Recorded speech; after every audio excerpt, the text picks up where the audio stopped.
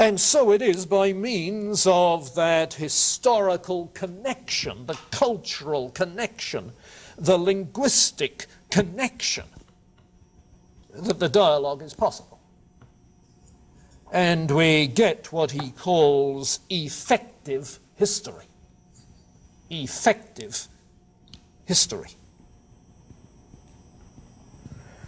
But what is basically going on is that the reader, in trying to understand, the interpreter in trying to understand, is trying to make the text he's trying to understand for me. You see. So you have that for me approach to the text that already is in itself. You see. You're trying to understand it.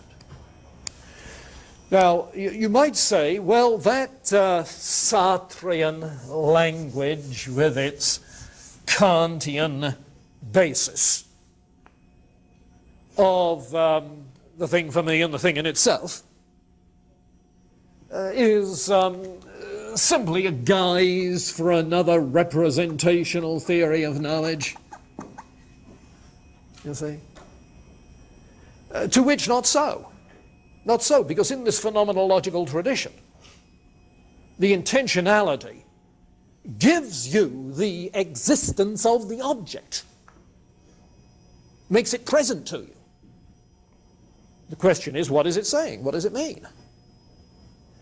So this phenomenology is more of a kind of critical realism, not a naive realism, but not an anti-realism. Critical realism, with its claim that we know that an object exists, but what it is, we have to be subject to correction. You see. There is no infallible interpreter, if you like. The representational thing is not really correct. However,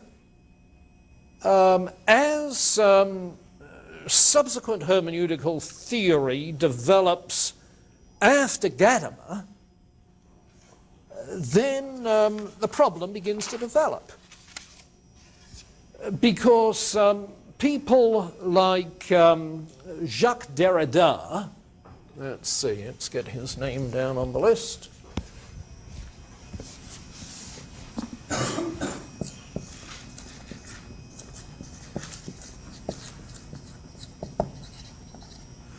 People like Jacques Derrida, the deconstructionist, seems to be an anti-realist, so that the text becomes inscrutable in the sense that you cannot get at any fixed meaning. Why is this? Well, for Derrida, the language that is used, you see, the language is used has a structure that is given to it by the author, but a structure that is, if you like, unconsciously given, and which simply never gets completely uncovered. The idea, going back to structural linguistics, is that that language is an artificial structure that is imposed on things, you see. And what the deconstructionist is doing is trying to take apart the structure and show it doesn't work, whatever interpretation you give. What is supposed to refer to something just doesn't seem to refer consistently. So that any interpretation, any construction that you put upon it seems to fail.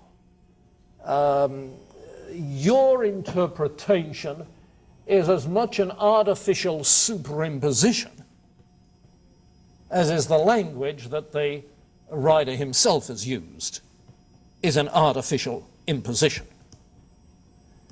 And therefore it's impossible to understand what is happening. The dialogue is useful, but what precisely the reference of the language is, that cannot be understood by rational means. So in that sense, Derrida is an anti-realist about interpretation, and maintains in effect that a plurality of interpretations is legitimate, is possible, and so a relativism of the whole plurality. Now, inasmuch as that kind of deconstructionism is applied not only to the reading of a particular text, but also to the understanding of the phenomena of religion, it applies to religious pluralism.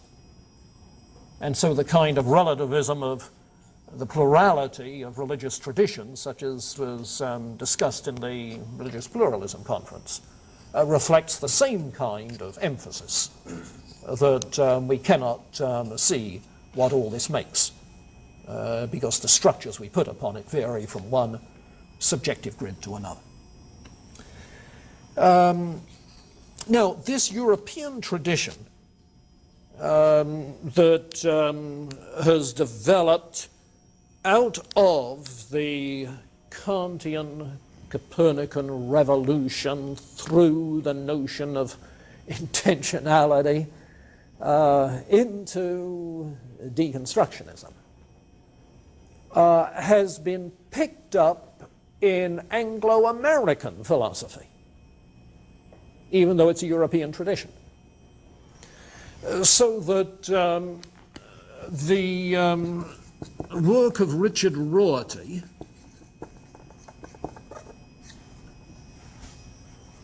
in his book, entitled Philosophy and the Mirror of Nature, I mentioned his name before in a Deweyan context, Philosophy and the Mirror of Nature, appeals as much to this phenomenological tradition of Heidegger as it does to the pragmatic tradition of Dewey, as it does to the Wittgenstein tradition that we'll be tapping into in another couple of weeks, you see.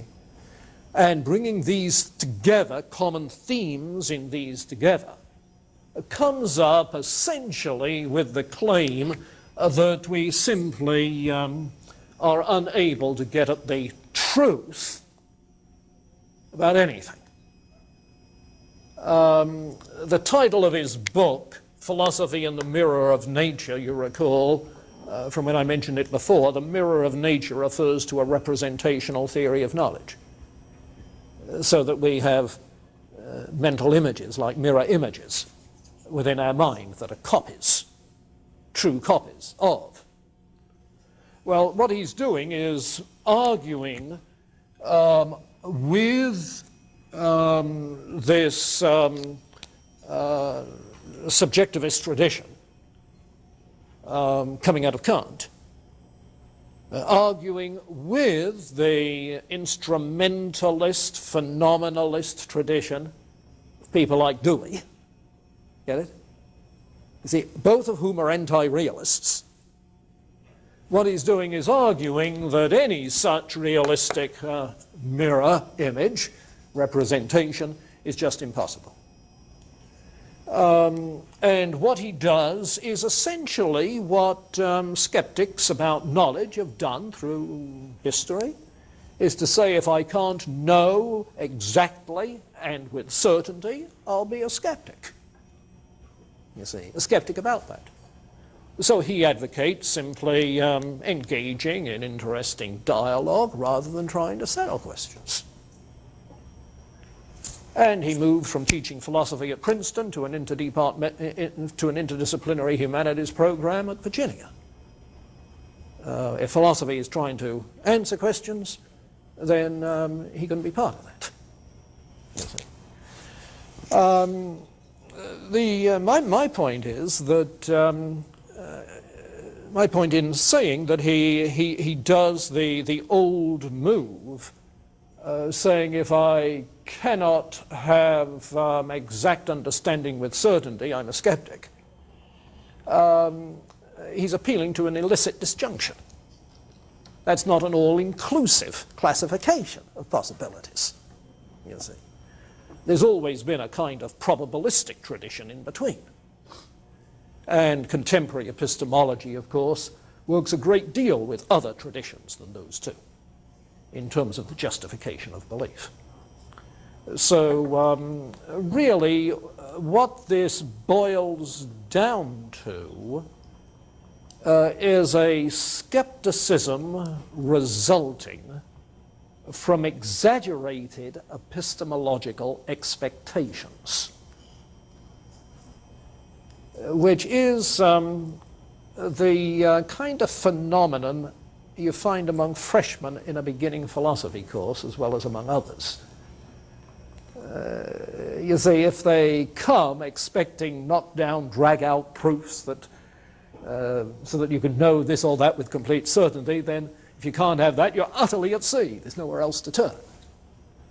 And while it's an oversimplification to say that's what Rorty is doing, at least it's the same kind of move, either certainty or skepticism, you see.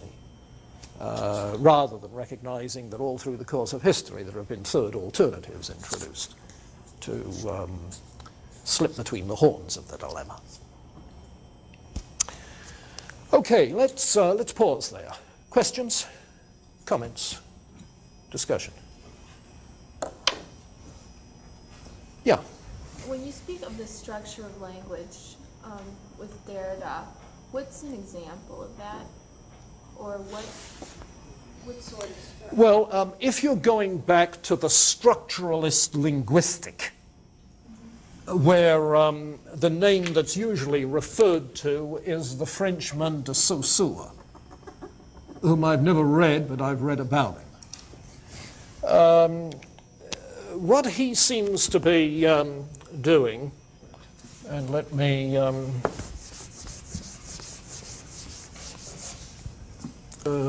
put it this way, what he seems to be doing is taking a position something like what we'll be finding in 19th and 20th century positivism, 20th century particularly, where in their analysis of language they speak of two ingredients in language, one being factual references and the other being the formal structures of language. Okay, so that formal structures are things like the subject-predicate structure. Okay, formal structures. The rules by which language functions. And they separate these two, insisting that it's the meaning that is carried by the formal structure. You see. That's essential. Now, what the deconstructionist is doing is challenging that whole scheme, rejecting that whole scheme. Now, you can see that most clearly if by the structure of language you refer now not to the whole formal structure of a logical language like, I was going to say English, but if you refer rather to the language used in a particular what, philosophical text, literary text,